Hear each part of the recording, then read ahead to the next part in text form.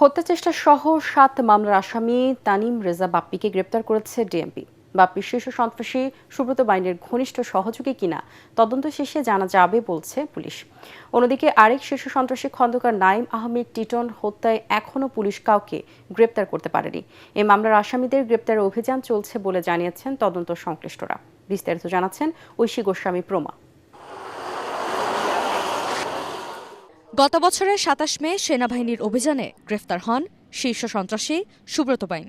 এ সময় তার ঘনিষ্ঠ সহযোগী মোল্লা মাসুদ, শুটার আরাফাত ও শরীফকেও আটক করা হয়।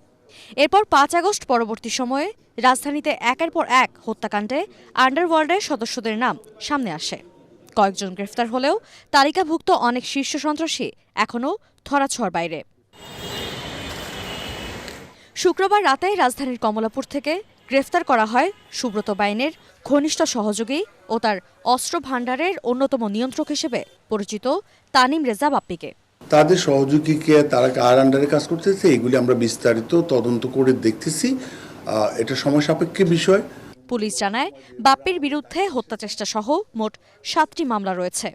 দুর্ধর্ষ এ সন্ত্রাসী একের পর এক অপরাধ করলেও এর আগে তিনি কখনো গ্রেফতার হননি। সে দীর্ঘদিন ধরে মতিঝিল, সবুজবাগ এই বেল্টে সে এই কার্যক্রমগুলি চলমান রেখেছিল, সন্ত্রাসী কার্যক্রমগুলি। 307-এর একটা মামলাটা যখন হয় তার এই গ্রুপের বিষয়টা আমাদের আসে নজরে।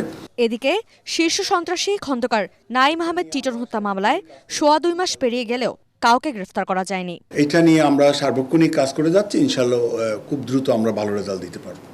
তবে আসামিদের শনাক্ত ও গ্রেফতারে অভিযান অব্যাহত রয়েছে বলে জানিয়েছে ডিএমপি। ঐশী গোস্বামী প্রমা, এটিএন বাংলা, ঢাকা।